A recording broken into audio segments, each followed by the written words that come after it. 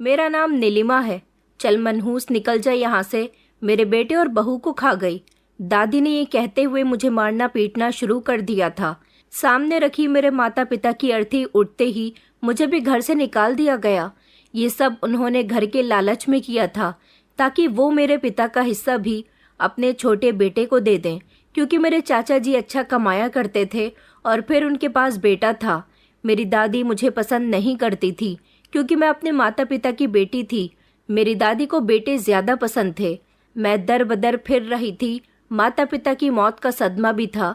तभी मैं चलते चलते अपने मोहल्ले से बहुत दूर निकल आई थी और एक सड़क के किनारे जाकर बैठ गई। वहां एक आदमी ने मुझे देख लिया तो मुझे अपने घर ले गए। मैं उनकी बेटी बनकर रहने लगी।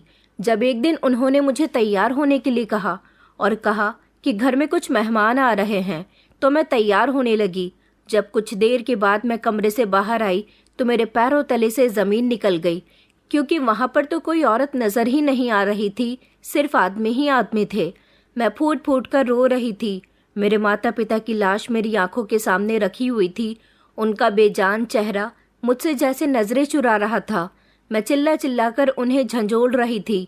मम्मी पापा, आपको पता है ना कि आपकी बेटी आपके बिना नहीं रहती। आप अपनी बेटी को छोड़कर कैसे जा सकते हो। मेरा शरीर कांप रहा था और जबान भी लड़खड़ा रही थी। आंखों से आंसू बह रहे थे। दादी आगे बढ़ी। उनके चेहरे पर गुस्सा और नफरत थी जो मेरे शरीर को अंदर से छलनी कर रही थी। वो मेरे करीब आईं। लोगों की भीड़ लगी हुई थी और मेरी हालत ऐसी थी जैसे मेरे लिए सांस लेना भी दुश्वार हो चुका हो। अचानक उन्होंने सबके सामने चिल्ला चिल्ला कर यही कहना शुरू कर दिया कि ये मनहूस है, अपने माता पिता को खा गई। मेरी दादी मेरे जन्म से ही मुझे मनहूस कहा करती थी। कहती थी कि लड़कियां किसी काम की नहीं होती। अगर पोता होता तो आगे चलकर मेरे बेटे को पैसे कमा कर देता। इसकी शादी होगी तो हमें इसका भी दान दहेज का बंदोबस्त खुद ही करना पड़ेगा। जब से इसने जन्म लिया है तब से ही मेरे बेटे का कारोबार ठीक नहीं चल रहा था। उसे बीमारियों ने घेर लिया था। पहले मेरा बेटा बीमार पड़ गया, फिर मेरी बहू की तबीयत बिगड़नी शुरू हो गई और अब दोनों ही मर गए हैं। ये लड़की मनहूस है। वहां पर खड़ी भीड़ शॉक्ड रह गई थी। सबके चेहरे हैरान थे। कुछ लोग तो तमाशा बनकर सब कुछ देख रहे थे, जबकि कुछ लोगों के दिल में मेरे लिए तरस भी आ रहा था, मगर कोई भी मेरी मदद करने के लिए आगे नहीं बढ़ा। मैंने अपनी दादी की आंखों में आंखें डालकर देखा। मेरी आंखों में रिक्वेस्ट थी, मगर उनकी आंखों में सिर्फ मुझे नफरत दिखाई दे रही थी। उन्होंने मेरे हाथ पकड़े और जोर से मुझे एक झटके से जमीन पर गिरा दिया। दरवाजे की तरफ इशारा करते हुए कहने लगी कि निकल जाए यहाँ से। जब मैंने उनकी बात नहीं सुनी तो उन्होंने मुझे घसीटना शुरू कर दिया। वो कहने लगी कि तू हमारे घर में नहीं रहेगी और मैं तुझे इस घर से आज और अभी निकाल कर ही रहूंगी, मनहूस। उनकी आवाज पूरे घर में गूंज रही थी। मैं कुछ बोल नहीं सकी। मेरा गला सूख रहा था, जैसे शब्द कहीं छुप गए हों। 1 मिनट में ही मैं घर से बेसहारा और दुनिया की नजरों में एक मुजरिम बन गई थी। दरवाजे पर पहुंचकर दादी ने एक जोरदार धक्का मुझे दिया तो मैं सीढ़ियों से उतरकर घर से बाहर आ गई थी। मैंने गर्दन घुमाकर पीछे की तरफ देखा तो दादी एक ही झटके से दरवाजा बंद कर चुकी थी। मैंने दरवाजा जोर जोर से बजाया। मैं खूब जोर जोर से रोने लगी, लेकिन फिर भी किसी ने मेरी रिक्वेस्ट नहीं सुनी। किसी को मेरे आंसू दिखाई नहीं दिए। काफी देर तक मैं वहीं पर बैठी रही कि कोई मुझ पर रहम खा ले, कोई मेरे लिए दरवाजा खोल दे, कोई मुझे घर के अंदर ले ले। मगर दिन से रात हो चुकी थी, लेकिन किसी ने भी मुझे घर के अंदर नहीं बुलाया था। मेरे सारे ही रिश्तेदार मेरे माता पिता के मरने के बाद मेरे लिए पराये हो गए थे। रात होने को आ गई थी। मैं हिम्मत करके अपने घर के दरवाजे से उठी और इधर उधर चलने लगी। फिर चलते चलते काफी दूरी तक आ गई थी। एक तरफ कोने में बैठ गई, खुद को समेट लिया। मेरे पैरों में चप्पल तक नहीं थी। काफी देर तक मैं वहां बैठकर रोती रही। आते जाते लोग मुझे देख रहे थे और फिर मैं वहां से भी उठी और चलते चलते एक सड़क तक आ गई थी। मैं सड़क के किनारे बैठ गई और वहां भी काफी देर तक बैठी रही। मैंने अपना सर घुटनों में छुपा लिया और रोती रही कि कोई सदा, कोई हमदर्दी, कोई कंधा नहीं था। मेरे लिए ना कोई ऐसा था जो मुझे तसल्ली दे सके, बस अकेलापन था और आसमान की खामोशी। कुछ देर के बाद एक आवाज ने मेरे शरीर को चौंका दिया कि तुम कौन हो बेटी। मैंने अपनी आंखें खोलकर और सर उठाकर देखा तो धारीदार शर्ट और कत्थई रंग की पैंट में सांवले रंग के छोटी दाढ़ी में एक आदमी खड़े हुए थे। उनके हाथ में एक बैग था। वो बिल्कुल मेरे सामने खड़े हुए थे। उनकी आंखों में हैरानी और शब्दों में कोमलता थी। मैं कुछ बोल नहीं सकी, बस मेरी आंखों से आंसू बह रहे थे। उन्होंने मुझसे पूछा कि बेटी तुम क्यों रो रही हो। फिर भी मैंने उनको कोई जवाब नहीं दिया। तो वो कहने लगे कि तुम्हारा यहाँ बैठना ठीक नहीं है। रात गहरी होती जा रही है और तुम अकेली लड़की यहाँ सड़क के किनारे बैठी हो। यहाँ बैठना तुम्हारे लिए खतरे से खाली नहीं है। तुम्हारी इज्जत और जान को खतरा हो सकता है। बेटी चलो अपने घर जाओ। मैंने रोते हुए कहा कि मेरा कोई घर नहीं है। मेरे माता पिता मर चुके हैं और मेरे रिश्तेदारों ने मुझे घर से बाहर निकाल दिया। तब अचानक उनके चेहरे पर एक मुस्कुराहट आई और उन्होंने कहा, तो इसमें परेशान होने वाली कोई बात नहीं है, चलो मेरे साथ। उन्होंने कहा, तुम मेरे साथ मेरे घर चलो, मैं तुम्हें इस तरह अकेले नहीं छोड़ सकता। मेरा घर यहाँ से थोड़ी दूरी पर जाकर ही है, तुम वहाँ मेरे घर में रहना। उन्होंने मुझे तसल्ली दी, मेरे सर पर हाथ रखा। मुझे ये सब कुछ अच्छा लगा। ऐसा लगा जैसे वो मेरे अपने हैं, इसलिए मैं उनकी बातों को मानकर उनके साथ चली गई। वो मुझे अपने घर ले गए थे। उनकी पत्नी ने मुझे पानी पिलाया, खाना दिया और फिर एक छोटे कमरे में ले जाकर कहा कि बेटी आज से तुम मेरी बेटी हो। तुम्हारे साथ जो कुछ भी हुआ उसे भूल जाओ और अपनी नई जिंदगी की शुरुआत करो। अब तुम अकेली नहीं हो, हम तुम्हारे साथ हैं। ये शब्द सुनते ही मुझे ऐसा लगा जैसे मुझे किसी ने नरम नरम हाथों में पकड़ लिया हो। मेरा दिल पिघल गया था। मैं उनके सामने फूट फूट कर रोने लगी। उन्होंने मुझे चुप करवाया और कहा कि तुम्हें रोना नहीं है बेटी, तुम बहुत मजबूत हो। मैं उनके कहने और समझाने पर खामोश तो हो गई थी, लेकिन अंदर का दुख किसी के कहने से थम नहीं सकता था। उनका घर छोटा सा पुराना टाइप का बना हुआ था, लेकिन ज़रूरत का सारा सामान मौजूद था। मुझे एक कमरे में ले जाया गया। यहाँ पर एक पुरानी खटिया पड़ी हुई थी। यहाँ बैठकर मैं दीवार से लगकर काफ़ी देर तक रोती रही और उनकी आवाज़ मेरे कानों में गूंजती रही। वो दोनों पति पत्नी कह रहे थे कि बेटी तुम खामोश हो जाओ, बहुत रो ली अब, क्या तुम हमारी बेटी नहीं हो। और उन्होंने मुझे खाना खिलाकर आराम से सोने के लिए कहा। मैं सुकून से लेट गई थी, लेकिन मुझे अपना बीता हुआ समय याद आ रहा था। बचपन में मैं अपने माता पिता के साथ खुशी खुशी रहा करती थी। उन्होंने कभी मुझे किसी चीज़ की कमी नहीं होने दी, कभी दादी की बातों पर यकीन भी नहीं किया। मुझे इस कमरे में एक रोशनी की झलक दिखाई दे रही थी। एक छोटा सा साया था जो एक उम्मीद की किरण थी। जो आदमी मुझे अपने घर लेकर आए थे उनका नाम प्रकाश झा था। प्रकाश अंकल की सूरत मेरे सामने थी। मैंने आंखें बंद करके खुद को इस रिश्ते के हवाले कर दिया था। अगर वो मुझे अपनी बेटी स्वीकार कर रहे थे तो मैंने खुद को उनकी बेटी मान लिया था। मैंने सोचा कि अब सब कुछ ठीक हो जाएगा। घर में कदम रखते ही मुझे एक अजीब सा सुकून महसूस हुआ था, जैसे किसी तूफान के बाद मिल गया हो। ये घर छोटा सा था मगर बहुत अच्छा और तरीके से बना हुआ था। इस घर को बहुत अच्छे से सजाया गया था। दीवार पर खूबसूरत पेंटिंग्स लगी हुई थी। किचन के सामने वाले दरवाजे पर एक छोटा सा पर्दा लगा हुआ था। आंगन में लगे पेड़ पौधे हरियाली पैदा कर रहे थे। आंटी मुझे सीधे एक कमरे में ले गई जहां एक साफ सुथरा बेड लगा हुआ था। उस पर बिस्तर था और एक तरफ लकड़ी की अलमारी रखी हुई थी। फिर उन्होंने मुस्कुराते हुए कहा कि बेटी आज से ये तुम्हारा कमरा है, हमारी कोई बेटी नहीं है, अब से तुम ही हमारी बेटी हो। तुम्हें हमसे बिल्कुल भी शर्माने की ज़रूरत नहीं है। जैसा हम लोग करते हैं वैसा ही तुम करना, वैसे ही हमारे साथ खुशी खुशी रहना। बस हमारे घर के कुछ उसूल हैं, उनका ज़रूर ख्याल रखना होगा। मैंने गर्दन झुकाकर और सर हिलाकर कहा जी, क्योंकि मुझ में अब सब कुछ समझने की ताकत नहीं थी। इसलिए एहसास था कि शायद किस्मत में अब मुझ पर रहम खा लिया है। वो रात मैंने रोते रोते गुजार दी थी, लेकिन जब अगली सुबह की पहली किरण निकली तो मेरी आंख खुली। मेरे दिल में एक अजीब सा एहसास हुआ। अंकल जी की पत्नी, जिन्हें सब मोहल्ले में मौसी कहकर बुलाते थे, उन्होंने मुझे धीरे धीरे घर के काम करना समझा दिया। उनके शब्द सख्त नहीं होते थे, लेकिन जज्बात से खाली होते थे। दोनों पति पत्नी ने मुझे खुशी खुशी एक्सेप्ट कर लिया था। मैं इस घर में उन लोगों का साथ निभा रही थी। घर में सिर्फ हम लोग 3 ही थे, वो दोनों पति पत्नी और तीसरी मैं थी। अंकल जी ने बताया कि कई सालों पहले उनकी एक बेटी हुआ करती थी, लेकिन एक दिन अचानक उसकी तबीयत बहुत ख़राब हुई और वो इस दुनिया को छोड़कर चली गई और उनको मेरे अंदर अपनी वही बेटी नज़र आती थी। अंकल जी पोस्ट ऑफिस में नौकरी किया करते थे और कभी कभी ही घर में आते थे। ज्यादातर अपने काम पर ध्यान दिया करते थे। मैं उनकी पत्नी के साथ घर को अच्छी तरह से संभालती थी। हम लोगों ने घर की साफ सफाई अच्छे से की थी, जिसकी वजह से घर और भी ज्यादा सुंदर लगने लगा था। मैं सुबह सवेरे उठ जाती थी, आंगन में झाड़ू देती थी, किचन में जाकर बर्तन धोया करती थी और फिर सब लोगों के लिए नाश्ता भी बनाया करती थी। आंटी जी खामोशी से मेरे सारे काम देखती रहती थी। कभी कभी हल्के से कहा करती थी कि तुम बहुत अच्छे से काम किया करती हो, और फिर अपने कमरे में चली जाती थी। कहती थी कि तुम्हारे आने से मुझे भी इस घर में बहुत सहारा मिल गया। और अंकल जी तो ज्यादातर अपनी नौकरी में ही बिजी होते थे।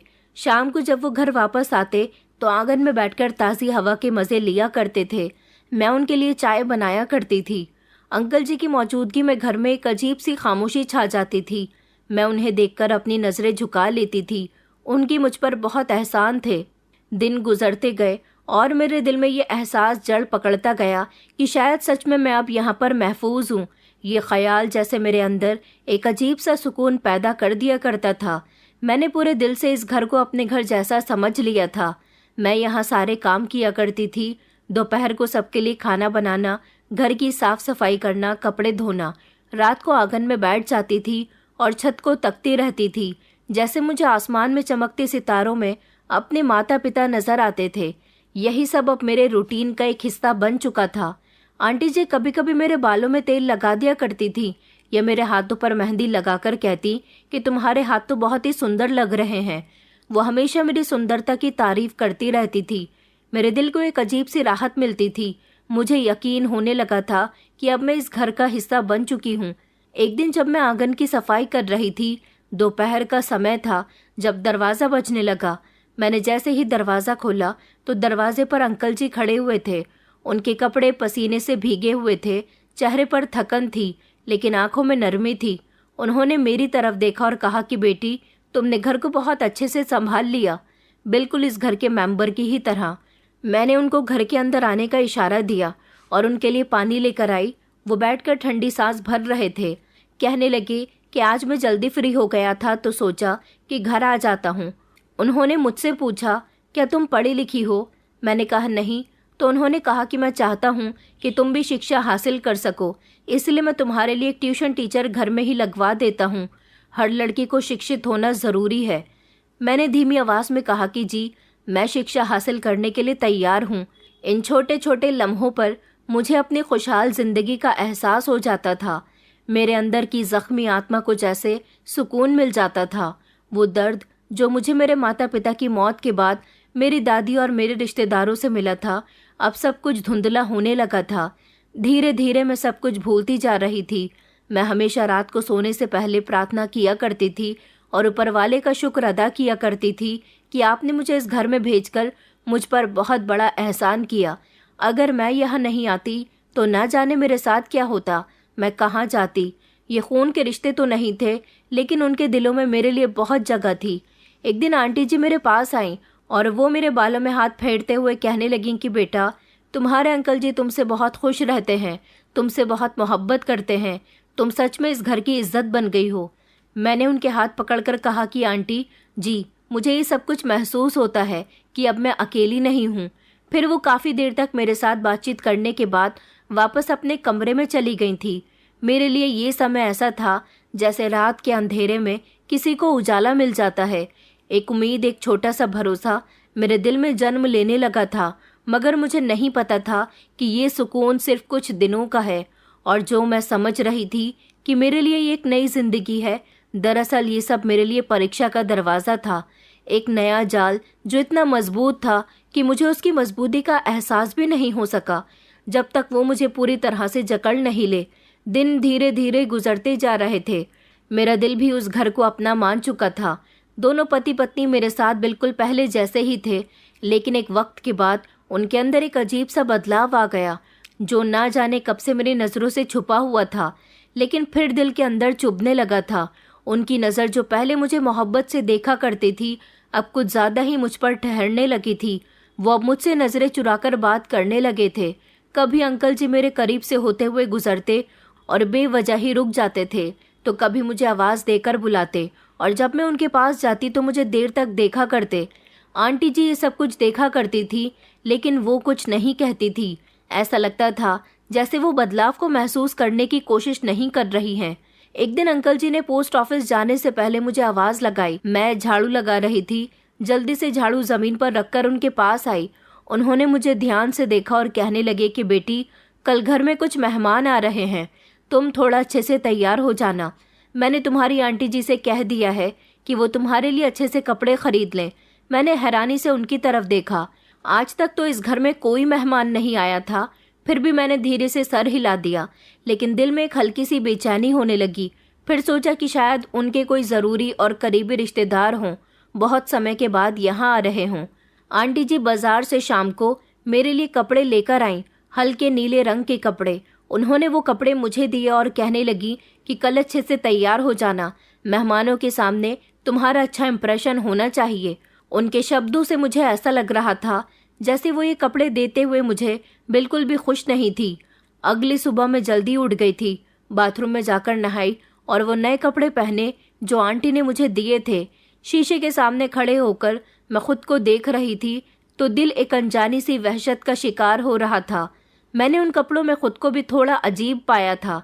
जब मैं कमरे से बाहर निकली तो आंटी मुझे देखकर ठिठक गई और फिर जल्दी से नजरें चुराकर कहने लगी कि चलो, मेहमान आते ही होंगे। अंकल जी ने मुझे कमरे में बैठने के लिए कहा। मैं आंगन से होते हुए कमरे के दरवाजे तक आई ही थी कि अचानक दरवाज़ा बजने लगा। आंटी जी ने दरवाज़ा खोला और मेरे कदम वहीं पर जमकर रह गए थे। 2 आदमी घर के अंदर दाखिल हुए। सबके चेहरे अजनबी थे। उनके चेहरे पर मुस्कुराहट थी, लेकिन आंखों में अजीब सी हवस महसूस हो रही थी। एक लम्हे के लिए मेरा दिल जोर जोर से धड़कने लगा। उनके कपड़े भी काफ़ी कीमती थे और उनके अंदाज जैसे वो किसी तमाशे के लिए आए हों। मैं फौरन पीछे हट गई थी। आंटी जी की तरफ देखा, मगर वो नज़र झुकाकर खामोश खड़ी हुई थी।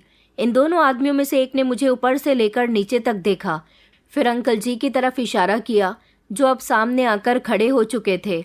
एक आदमी कहने लगा, अरे प्रकाश साहब, आपने तो बड़ी अच्छी और कमाल की चीज़ अपने घर में रखी हुई है।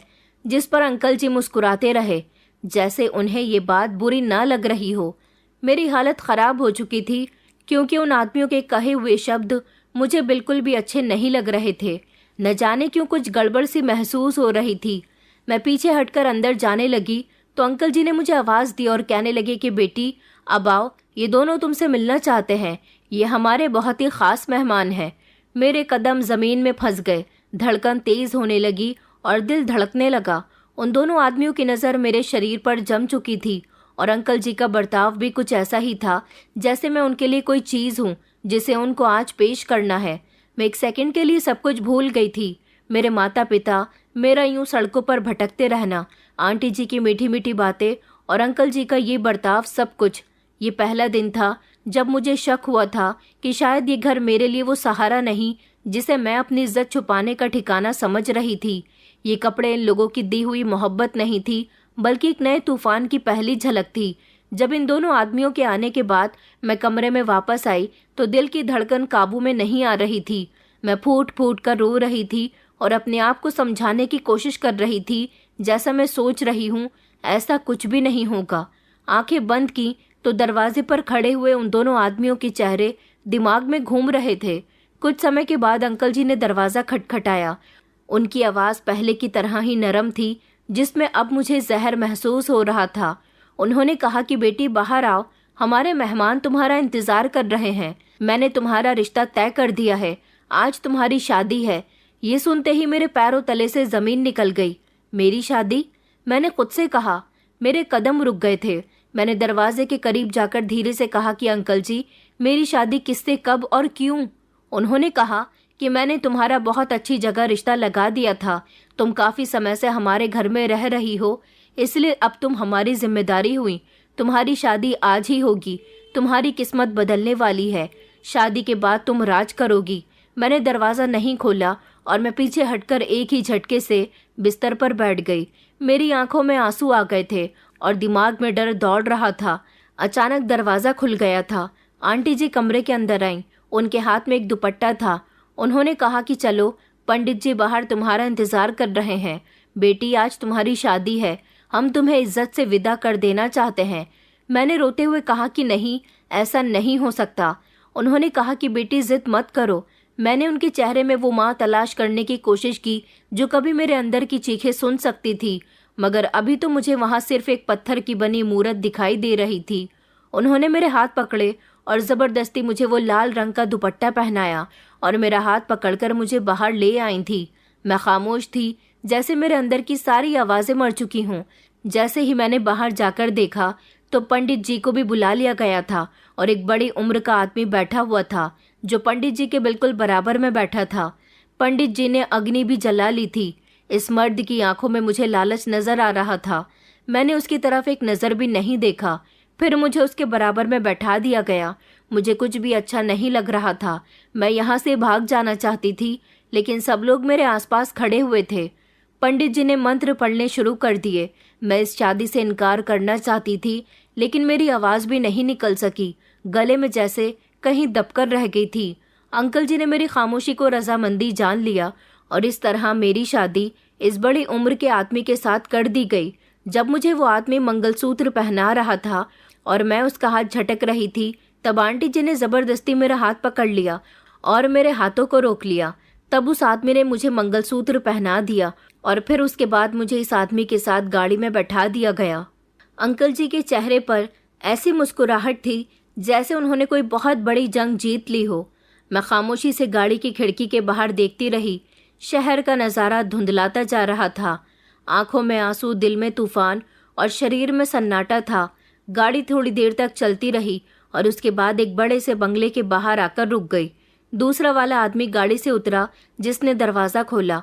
मैं बाहर उतरी और फिर वो दोनों आदमी मेरे साथ अंदर चले गए। बंगला अंदर से बहुत बड़ा और डरावना सा था। दीवार पर कीमती पेंटिंग्स लगी हुई थी और पूरा बंगला अंदर से पत्थर का बना हुआ था। अंदर की खामोशी, जिसमें कहीं बहुत दबी दबी सिसकियां छुपी हुई थी। मुझे एक कमरे में ले जाया गया। दरवाज़ा बंद हुआ और मैंने उस कमरे को ध्यान से देखा जिसने मेरे सारे सपनों को चकनाचूर कर दिया था। कमरे में 10-12 लड़कियां मौजूद थीं। सबके चेहरे उदासी से भरे हुए थे, जैसे उनसे उनका सब कुछ छीन लिया गया हो। कोई बेड पर लेटी थी, कोई फर्श पर बैठी हुई थी, तो कोई कोने में खुद को समेटकर बैठी हुई रो रही थी। उनके चेहरे, उनके शरीर पर जख्म के निशान साफ दिखाई दे रहे थे। उन्हें देखते ही मेरी सांसें अटक गई थी और आंखों में आंसू आ गए थे। तभी एक लड़की ने मेरी तरफ देखा और वो धीरे से कहने लगी कि अभी तुम नई हो, खामोश रहो, तुम्हें यहाँ बहुत कुछ बर्दाश्त करना पड़ेगा। मैं कुछ नहीं बोली, लेकिन मेरी आवाज़ कहीं गुम हो गई थी। तभी मुझे दरवाजे पर ताला लगने की आवाज़ आई। मैंने चौंक कर पीछे की तरफ देखा। वो दोनों आदमी मुझे यहाँ छोड़कर जा चुके थे। अब मुझे यकीन हो गया था कि मेरी शादी एक खेल थी। मेहमान, कपड़े, अंकल जी की मोहब्बत सब एक जाल थी। मुझे बेचा गया था। शरीर के बदले दौलत ली गई थी जिसे शादी का नाम दिया गया था। दरअसल ये एक सौदा था। मैं ज़मीन पर बैठी रो रही थी। आंखें बंद की तो मुझे वही रास्ता और वही अंकल जी के नर्म शब्द याद आए जो उन्होंने मुझसे पहली मुलाकात में कहे थे कि तुम मेरी बेटी हो। भला कोई अपनी बेटी के साथ ऐसा करता है? ये पहली रात में ही जैसे समय थम गया था। कमरे की रोशनी धीमी थी, लेकिन इतनी थी कि हम एक दूसरे को देख सकते थे। मैं दीवार से लगी हुई थी। मेरी आंखें भी लगातार दरवाजे पर टिकी हुई थी, जो दरवाज़ा बाहर से बंद था। मुझे अपने कैद होने का एहसास हो रहा था। कमरे में मौजूद लड़कियों ने मेरी तरफ एक बार देखा, फिर दोबारा किसी ने मुझ पर ध्यान ही नहीं दिया। सब अपने अपने अंधेरे में डूबी हुई थी। एक लड़की, जो शायद मुझसे उम्र में बड़ी थी, मेरे पास आकर बैठ गई। उसके चेहरे पर कई पुराने नील थे, आंखों में थकान और होठों पर कपकपाहट थी। उसकी आवाज़ बहुत धीमी थी, जैसे वो खुद से अपनी बात पर शर्मिंदा हो। उसने कहा कि यहाँ जो भी आता है हमें परेशान करके चला जाता है। तुम भी सीख जाओ, वरना मार मार कर सिखाया जाएगा। उसकी आवाज़ सुनकर मेरी आवाज़ नहीं निकल रही थी और मैं अपने ही वजूद में गड़ती जा रही थी। दरवाज़ा खुला और वही उम्रदार आदमी दाखिल हुआ जिससे मेरी शादी की गई थी। वो मुझे देखते ही दरवाज़ा अंदर से बंद करके मेरी तरफ बढ़ा। मैं पीछे हटी। मेरी आंखों में डर था, लेकिन उस लड़की ने मेरे हाथ को पकड़ लिया और कहने लगी कि चीखो मत, लड़ो मत, वरना वो अंदर आ जाएंगे।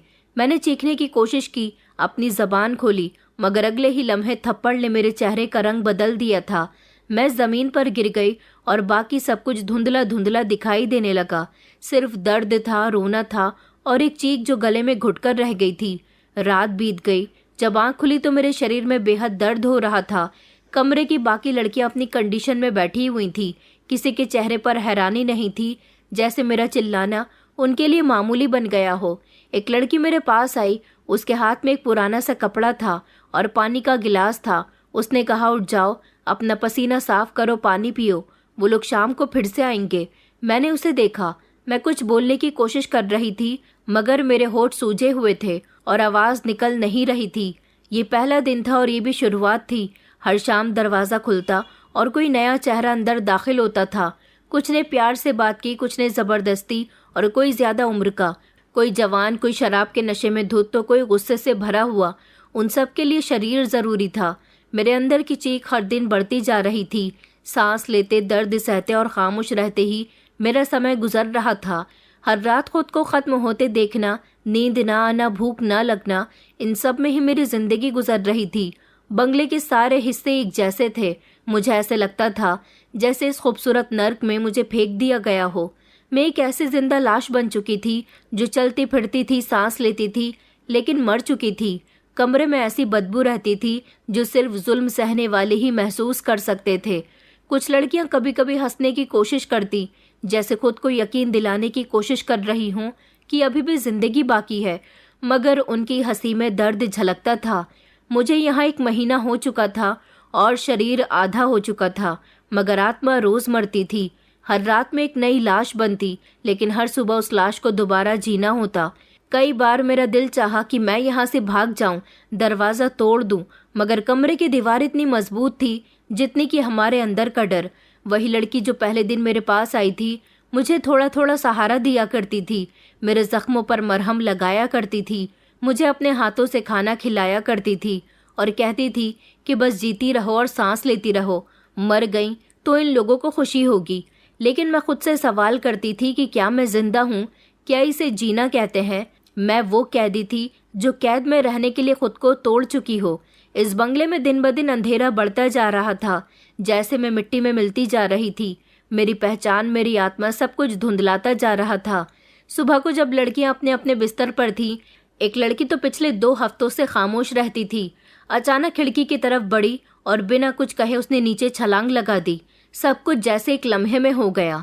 चीख की गूंज वहां के पूरे माहौल को हिलाकर रख गई थी, लेकिन शायद पहली बार किसी ने सच में चीख मारी थी। वो भाग तो नहीं सकती थी, लेकिन अभी उसको इस मुसीबत में भी कैद नहीं कर सकती थी। उसने आत्महत्या कर ली थी। नीचे उसका शरीर बेजान पड़ा हुआ था, खून जमीन पर फैला हुआ था और चेहरे पर एक अजीब सा सुकून था, वो सुकून जो यहाँ किसी के चेहरे पर नहीं होता था। मैं खुद से सवाल करती कि क्या मैं भी ऐसा कर सकती हूँ? क्या मेरी हिम्मत है या मैं बस यहाँ सड़ती रहूंगी? सब लड़कियां अपने अपने बिस्तर पर थीं, लेकिन किसी को भी नींद नहीं आ रही थी। बारिश की आवाज़ जैसे अंदर के तूफान को आवाज़ दे रही हो। मैंने खुद से फैसला कर लिया था कि अब चाहे कुछ भी हो जाए, मैं यहाँ और नहीं रुकूंगी। मुझे मरना नहीं है और ना ही किसी और को अपने हाथों और बर्बाद कर देना है। रात का समय था। मैं खिड़की के पास जाकर खड़ी हो गई। खिड़की लोहे की थी, लेकिन बारिश की वजह से उसके पेंच ढीले हो चुके थे। मेरे दिल में हल्की सी उम्मीद जागने लगी। मैंने धीरे से पेंच खोलना शुरू किया। मेरे हाथ पैर कांप रहे थे, मगर अंदर एक अटल फैसला हो चुका था, मुझे यहाँ से भागना ही होगा। कुछ ही देर में खिड़की थोड़ी सी खुल गई। नीचे अंधेरा था और मिट्टी गीली थी। ऊपर से लेकर नीचे तक लगभग 10 फीट का फासला था। मैंने यहाँ से कूदने का फैसला कर लिया था। मैंने अपनी आंखें बंद की और छलांग लगा दी। जमीन से टकराते हुए एक तेज दर्द मेरे शरीर में फैल चुका था। मेरे कपड़े गीले मिट्टी में हो गए थे, लेकिन मैं आज़ाद थी। आंखें आसमान की तरफ थी। बारिश मेरे चेहरे पर बरस रही थी और पहली बार वो पानी मुझे ठंडा लगा। मैं अपने आप को घसीटते हुए वहां से चलने लगी और चलते चलते सड़क पर पहुंच गई थी। बारिश में कोई गाड़ी रुकने को तैयार नहीं थी। लोग मेरी हालत देखकर नजरें चुरा रहे थे। तभी एक जवान लड़की जो स्कूटी पर थी मेरे पास आई। उसने जब मेरे हाथ से बहता हुआ खून देखा तो उसे फौरन समझ आ गया कि मैं किसी मुसीबत से निकली हूँ। उसने मुझे अपनी जैकेट पहनने के लिए दे दी और अस्पताल ले गई। अस्पताल पहुंचते ही डॉक्टर ने मुझे इमरजेंसी में ले लिया। मेरे शरीर के जख्म साफ किए गए, पाँव पर प्लास्टर चढ़ा दिया गया और दवाई भी दी गई, लेकिन मेरी हालत ऐसी थी जैसे शरीर बच गया हो मगर आत्मा अभी कहीं उसी बंगले में कैद हो। इतनी ही देर में पुलिस आ गई थी। पुलिस ने पूछताछ की और मेरे होश में आने का इंतजार करने लगी। जैसे ही मैं होश में आई तो पुलिस वाले मेरे साथ हमदर्दी जाहिर करने लगे, मगर उनकी नज़रों में वही पुरानी हवस थी जिससे मैं भागी थी। वो मुझसे इन्वेस्टिगेशन करने लगे, कहाँ से आई हो, किसके साथ थी, कैसे गिरी। और जब मैंने उन्हें अपने साथ होने वाले हादसे के बारे में बताया और जब अंकल जी का नाम बताया तो उनके चेहरे पर एक मुस्कुराहट आ गई थी। उसने कहा, उनसे तो मेरी बहुत अच्छी जान पहचान है। मैंने इस पुलिस वाले की आंखों में गलत इरादे देख लिए थे। मुझे इस इंसान से बहुत डर लग रहा था। मुझे अस्पताल से सीधा पूछताछ के लिए कहकर पुलिस स्टेशन ले जाया गया। मुझे लगा कि शायद मुझे यहाँ इंसाफ मिलेगा, लेकिन जैसे ही पुलिस स्टेशन के अंदर कदम रखा मेरे वहम की सारी दीवारें चकनाचूर होकर गिर गईं। पुलिस इंस्पेक्टर वही था जिसने अस्पताल में मुझसे पूछताछ की थी। वो अपनी कुर्सी पर टांग रखकर बैठा था। आंखों में वही पुरानी हवस की चमक और घटिया मुस्कुराहट थी। वो भी मुझे नोचने की कोशिश कर रहा था। उसने मेरा नाम पूछा तो मैंने उसे धीरे से अपना नाम बता दिया। उसने मेरे माता पिता के बारे में पूछा तो मैंने बताया कि मेरे माता पिता जिंदा नहीं हैं। ये जवाब सुनकर वो कुर्सी से थोड़ा आगे की तरफ झुका और कहने लगा, तो तेरा इस दुनिया में कोई भी नहीं है? मैंने कहा कि नहीं। तो उसके चेहरे पर खिलता हुआ लालच उभर आया था। उसने कहा, तो फिर तुम्हारी हिफाजत हम करेंगे, तुम्हें हम सहारा देंगे। मैं खामोश हो गई थी। मेरा शरीर कांप रहा था, लेकिन मैंने खुद को संभालने की कोशिश की। वो उठा और मेरे करीब आकर कहने लगा कि डरने की ज़रूरत नहीं है, हम तुम्हें महफूज रखेंगे। उसी लम्हे एक और पुलिस वाला अंदर आया और पुलिस इंस्पेक्टर ने पीछे हटते हुए कहा कि ले जाओ, इसे हवालात में बंद कर दो, बाकी की बातचीत सुबह करेंगे। मुझे हवालात में बंद कर दिया गया, जहां बहुत बदबू आ रही थी।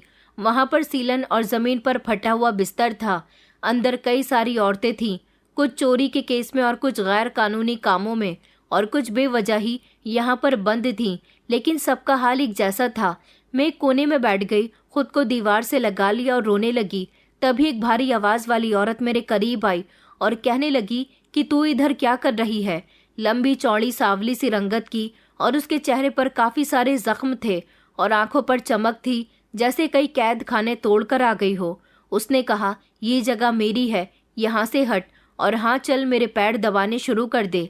मैं डर कर उठी और धीरे धीरे उसके पास बैठ गई। उसने अपने पैर आगे किए और मैंने दबाने शुरू कर दिए। उसने कहा कि तेरा नाम क्या है? तो मैंने दबी आवाज़ में उसको अपना नाम बता दिया। उन्होंने पूछा, तो फिर तूने क्या किया है, क्यों तुझे यहाँ पर बंद किया गया है? मैंने बताया कि मैंने कुछ नहीं किया, मुझे बेच दिया गया था। मैं उसके पैर दबाते दबाते अपने आंसुओं पर कंट्रोल कर रही थी। तभी उसने कहा कि क्या तू वही है जो प्रकाश झा के खिलाफ भागकर यहाँ आई है? मैं एकदम चौंक गई। मैंने सर हिलाया। उसने धीरे से मेरे सर पर हाथ रखा और फिर कहने लगी कि तू दिखने में कमज़ोर है, लेकिन असल में तो तू बड़ी ताकतवर है। मैंने उनकी तरफ देखा। उनकी आंखों में मेरे लिए नरमी थी। यहाँ मुझे ऐसा लगा जैसे किसी ने मेरी परेशानी को अपनी परेशानी समझा। उन्होंने कहा कि सुबह होने से पहले मैं तुझे यहाँ से निकाल दूंगी, ये मेरा तुझसे वादा है। वो शब्द मेरे कानों में पड़े तो मुझे लगा जैसे सालों के बाद किसी ने मेरे लिए प्रार्थना की हो। हवालात की खामोशी में वो औरत मेरे लिए एक सहारा बन गई थी, जो मेरे अंदर की कमज़ोरी को ख़त्म करती जा रही थी। मैंने उस रात पहली बार आंखें बंद करके प्रार्थना नहीं की, बस शुक्र अदा किया और अगली सुबह होने से पहले ही एक नया रास्ता खुलने वाला था। रात का अंधेरा हवालात की दीवारों पर ठहरा हुआ था और मेरे बदन पर पड़ने वाली सर्दी की लहर मुझे अंदर से जमा चुकी थी। उस औरत ने मेरी आंखों में आंखें डालकर देखा और कहा कि तुझे ऊपर वाले ने बदला लेने के लिए बनाया है, ना कि जुल्म सहने के लिए। वो मुझसे किसी अनजान औरत की तरह नहीं, बल्कि किसी बड़ी बहन की तरह बात कर रही थी।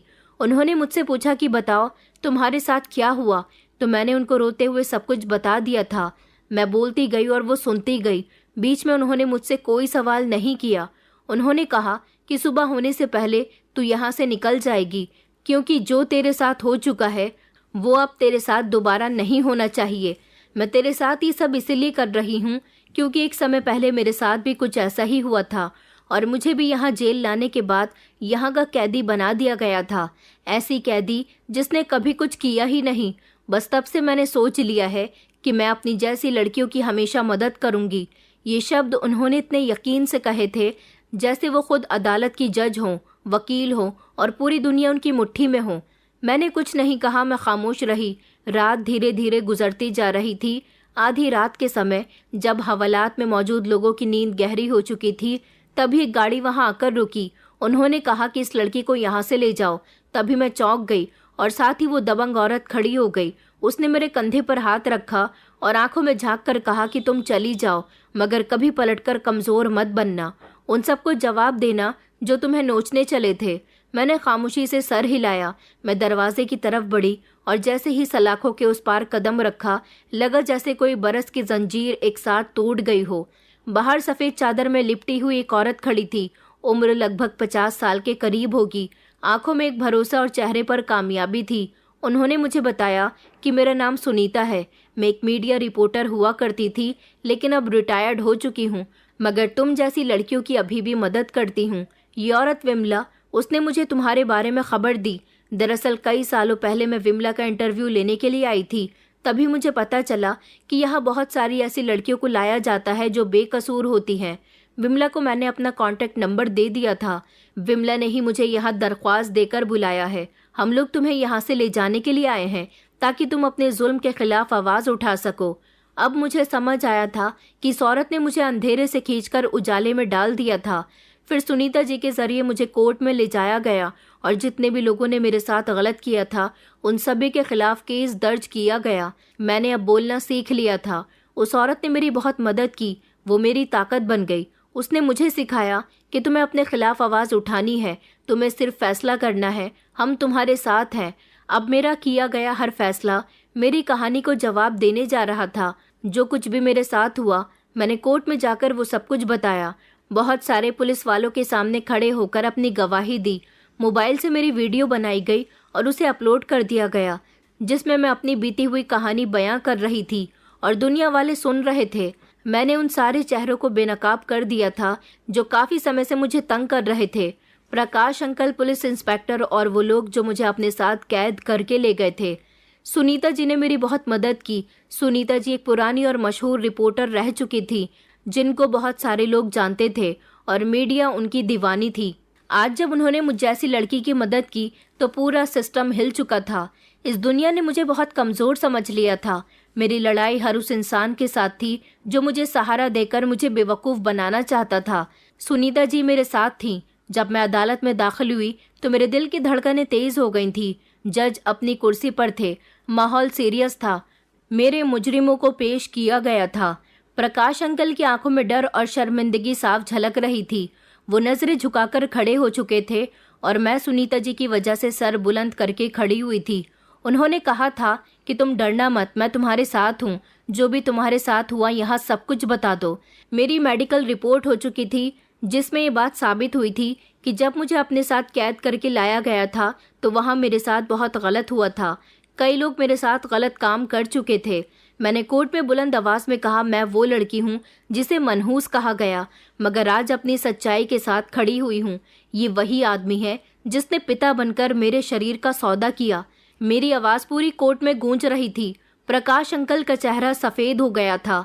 मेरी गवाही और वो 3 लड़कियां भी वहां पर पेश की गई थी जो वहां पर मेरे साथ बंद थीं, क्योंकि जब मैंने पुलिस में कंप्लेंट दर्ज करवाई थी तब ईमानदार पुलिस ऑफिसर्स ने मेरा साथ दिया था और पुलिस की पूरी टीम ने मेरे बताए हुए एड्रेस पर छापा मारा, जहां से उन्होंने कई लड़कियों को और उस पूरी टीम को बरामद किया था जो ये धंधा करवा रहे थे। उन तीनों लड़कियों ने भी अपनी अपनी गवाही दी और सारे मुजरिम बेनकाब हो गए थे। यहाँ तक कि पुलिस इंस्पेक्टर को भी उसकी नौकरी से बर्खास्त कर दिया गया था। मेरे आरोपियों को सजा दे दी गई थी। मैंने सुनीता जी का बहुत बहुत शुक्रिया अदा किया और मेरी सबसे ज्यादा मददगार तो वही औरत थी, वही जेल वाली औरत विमला आंटी, जिन्होंने मेरी तकलीफ को समझकर अपनी जान पहचान का फायदा उठाकर मुझे इस जेल से बाहर निकलवा दिया। हालांकि मेरा कोई कसूर नहीं था। मुझे जेल में रखने का कोई मतलब नहीं बनता था। अगर मैं वहां अगले दिन तक रुकती तो पुलिस इंस्पेक्टर मुझ पर बहुत सारे इल्जाम लगा देता और उसे मौका मिल जाता मुझे जेल में रखने का। लेकिन विमला आंटी ने वक्त पर ही मुझे बचा लिया और सुनीता आंटी के हाथों सौंप दिया। मेरे सारे आरोपियों को जेल की सलाखों के पीछे भेज दिया गया था। उसके बाद भी मेरा कोई सहारा नहीं था, लेकिन फिर मुझे सुनीता आंटी ने सहारा दिया। वो एक अच्छी और ईमानदार मीडिया कर्मी होने के साथ साथ एक सोशल वर्कर भी थी। उन्होंने मुझे सहारा दिया, मुझे पढ़ाया लिखाया, मुझे अपने जैसा आवाज़ बुलंद करने वाला बनाया और अपने घर में जगह दी। 10 साल गुजर चुके थे, मैं भी एक कामयाब मीडिया कर्मी बन गई और फिर कई सालों बाद मैंने कुदरत का एक इंसाफ और देखा। मेरे चाचा चाची, जिन्होंने कभी दादी के साथ साथ मुझे अच्छा नहीं समझा, उनकी फाइनेंशियल कंडीशन इतनी ख़राब हो गई कि वो लोग भीख मांगने पर उतर आए, जबकि दादी अब इस दुनिया में नहीं रही थी। मेरा बदला पूरा हो चुका था। मैं आज एक कामयाब मीडिया रिपोर्टर हूँ। मैं जीत गई हूँ, खुद से नहीं बल्कि इस पूरी दुनिया से। लोग मुझे कमज़ोर समझते थे, आज मैं एक मीडिया कर्मी बनकर सुनीता आंटी की तरह ऐसे ही दूसरी बेसहारा लड़कियों की मदद करती हूँ, जैसे एक दिन उन्होंने मेरी की थी। दोस्तों, उम्मीद करती हूँ आपको हमारी कहानी पसंद आई होगी। कहानी पसंद आई है तो वीडियो को लाइक करें, चैनल पर नए हैं तो चैनल को सब्सक्राइब करें और हाँ, नोटिफिकेशन बेल को ज़रूर दबाएं ताकि अगली अपडेट सबसे पहले आपको मिले।